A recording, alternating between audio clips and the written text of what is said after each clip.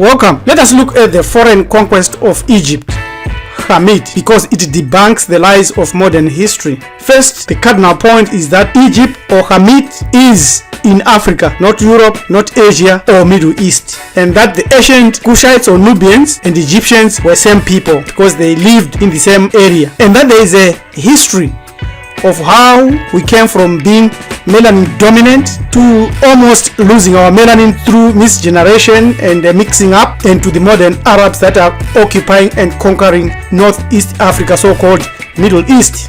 This is what we see today, a competition of race of who is who. But it is very clear that 1763 to 1769 black queens were found in Northeast Africa, which is so-called Middle East, and that this is fake, and this is fake, and all this is fake, and she is Queen Nefertsobek, the original one. But we have lost it through foreign conquest. But concerning the whitening of our northeast portion of Africa, is that the Hyksos were the first people to conquer us, 1650 to 1550 BCE. That the Hyksos were rulers and foreign rulers or foreign lands. But it is very clear, very obvious, that when you read about them and when you do a research about them, there's a lot of confusion and there's a lot of mixing up. The Hyksos rulers are not well documented. That's what many scholars say. But some suggested that Salitis and Kean might have been prominent Hyksos leaders, but they don't look like that. What we should understand is that all this area was ruled by Hamit, not Hyksos, by Hamit. In those dates and those days that are said the Hyksos conquered and came over to take over the throne in ancient Hamit. These are the Hyksos rulers. It is very clear that they are melanin dominant. King Apepa or Apepi I, Greek Apophis, 16th dynasty. And the other one here, there is an explanation that this is an erroneous bust of Pharaoh Amenemhat III, which is found in Rome. And the Egyptian pharaohs or Hamitic pharaohs never depicted themselves with the full beards, but rather with wrapped goatee-like fake beards. Even female queens and kings like Hatshepsut would have those false beards. This statue and the wig that is worn there, this is almost certainly a Hyksos statue, but is melanin dominant. So there is a lot of interracial war or intertribal war that is concerned here. M.R. Imhotep, one of the best researchers today, says that archaeologists have exposed the truth behind the over 3,000-year-old myth about Hyksos invasion in Hamit. And textual evidence from the Hyksos documents and archaeological evidence make it very clear that they were Cushites. In other words, Cushites who came from Mesopotamia, because this is where we all ruled, and these are the kings that are associated with Kushite Empire or so-called Persian Empire that became Babylonia and Mesopotamia. So after the defeat of the Hyksos, we know that in 669 BCE, the Assyrians from Mesopotamia also conquered and came to rule Hamit. From here, Assyrians, but they are melanin dominant. They are Cushites.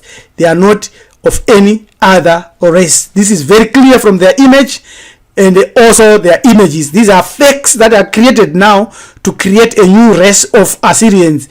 While we know that the Aramean king Hazael looked like that, King Ashurbanipal looked like that, and the Assyrian conquest of Hamit looked like that. So these were not foreign rulers, and the Hyksos were more like an interracial group of people that had other people like the Semites and other mulattoes amongst them, as shown here by Abisha the Hyksos with more realistic eye edited. Right, you can see that he is a mulatto.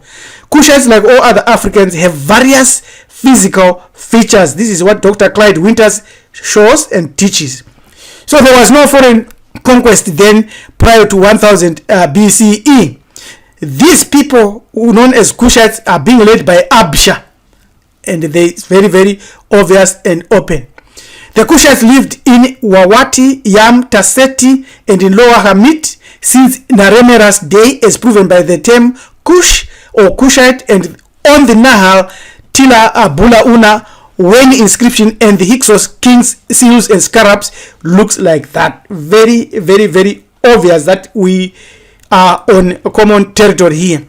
So there was obviously a research, and there were obviously researches done, archaeology, and this is a Hyksos woman, melanin dominant. Another Hyksos pharaoh native to Lower Hamit.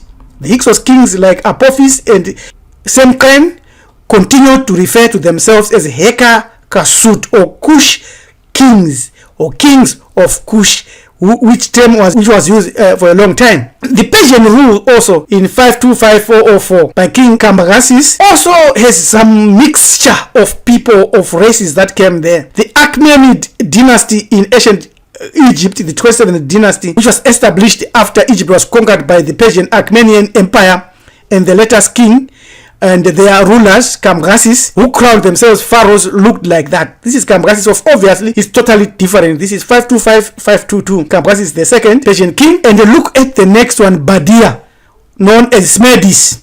He looked like that. And also Darius looked like that. This is critical now, because it is at this juncture that the three last pharaohs native to ancient Hamit are shown. If you study history, if you read a lot of stuff, they won't show you all these kings. They will just be mumbling around. Nectanebo 1, 380, 362, Teos 365, 360, and the last one, Nectanebo 2, 360 to about 332. So after 332, this is when we have Alexander the Greek and the Ptolemy Soter, who established the fundamentals of what is known as Christianity today. And it is that time that Europeans started to cross the Red Line and pour into Northeast Africa.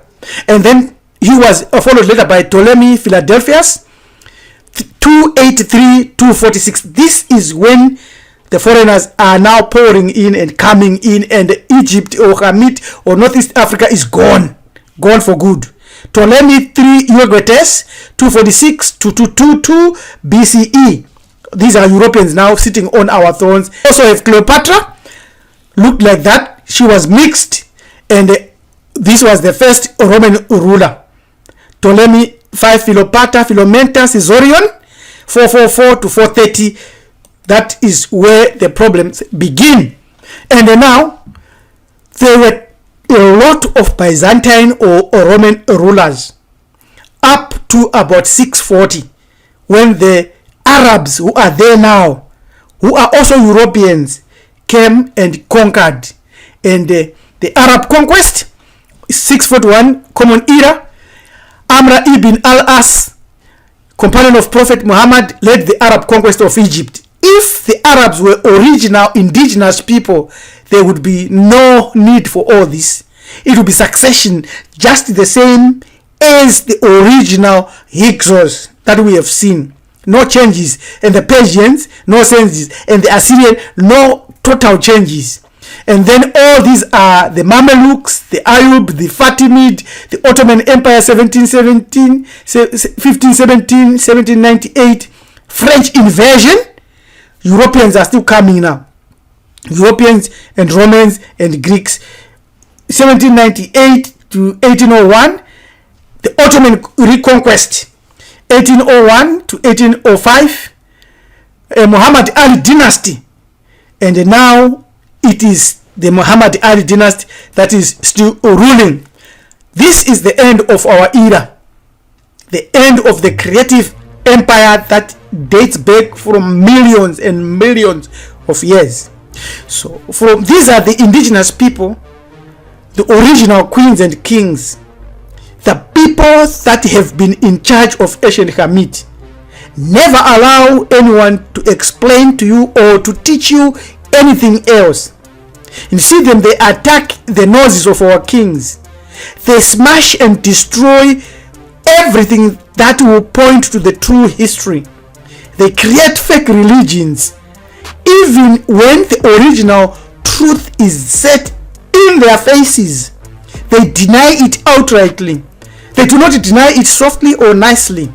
They just say it is not like that, and write books and books and books and draw images and images, and these days they are into making false sculptures. Sometimes they knock the noses of those sculptures even of their own, to take the position that they are the original, yet they are fake Egyptians. They do not look like the originals. We are the original. Anyone who comes to you and tells you anything else and they are not melanin dominant, the true indigenous Egyptians are still in Hamit.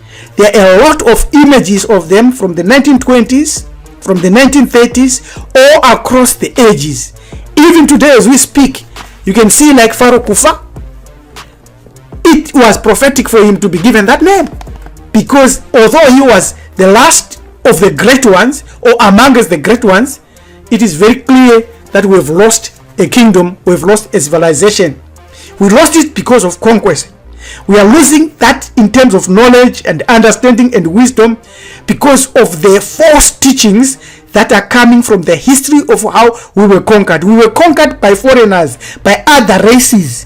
When it was amongst ourselves, it was only original pharaohs, melanin dominant humans, Bantus, Africans, Negritos fighting amongst themselves without a lot of racial changes, without a lot of religious changes, without a lot of digging up graves, destroying images, statues, or destroying and distorting history.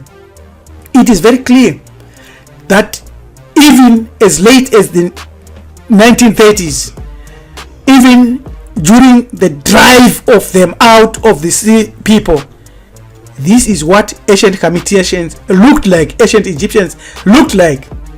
They never looked like Europeans, because today we are infested by a lot of mulatto fakes created for the sole purpose of stealing our history. We want to calm down and we want to reclaim this history. Why should we claim this history, and why should we understand our conquest?